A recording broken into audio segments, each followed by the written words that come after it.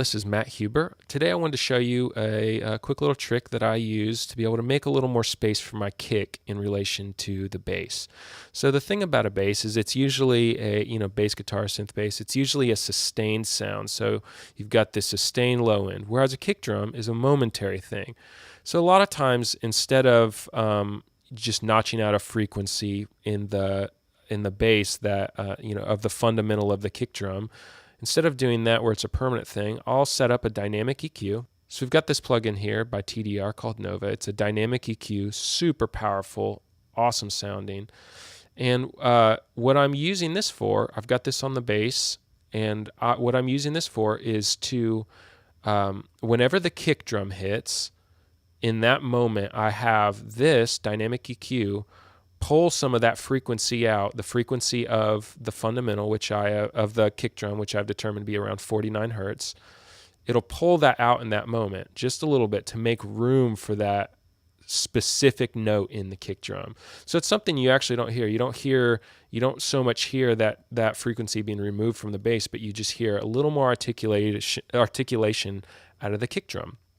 And so it's a very subtle thing. We'll go ahead and exaggerate it later on. But here it is without it.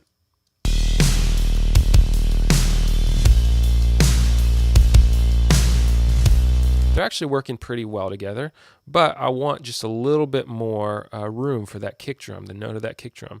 So we'll go ahead and bring this in just so you know how I've got it set up. I've got a send off of the kick track called Kick SC, Kick Sidechain.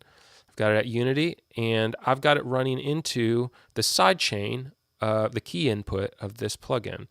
And then I've got it set up to be listening to the external sidechain. So what this is doing, when the kick is hit, this plugin notices that input, and in that moment, just in that moment, will bring out some of that frequency. So let's see what that's like in action.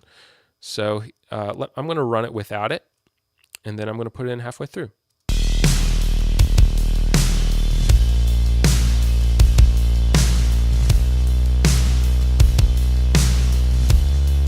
I'm going to exaggerate it.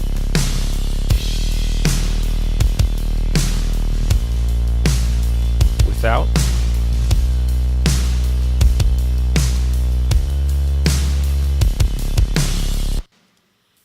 And you'll notice that it just gives a little more space for that kick drum. And so a lot of people talk about mixing being just summation of a lot of small moves. And this is one of those for me. It doesn't work on every track. A lot of times it does, though. And it's a really transparent way, an easy way to be able to get your kick drum to play a little nicer with your bass, kind of create that good symbiotic pocket relationship between the two of them. So I hope that helps you. If you have any questions, make sure to comment and ask them. I'd love to help out. And if you have any tricks for getting the kick and the bass to work well together, do share them. I'm always looking for some new techniques. So hope that helps. Bye-bye.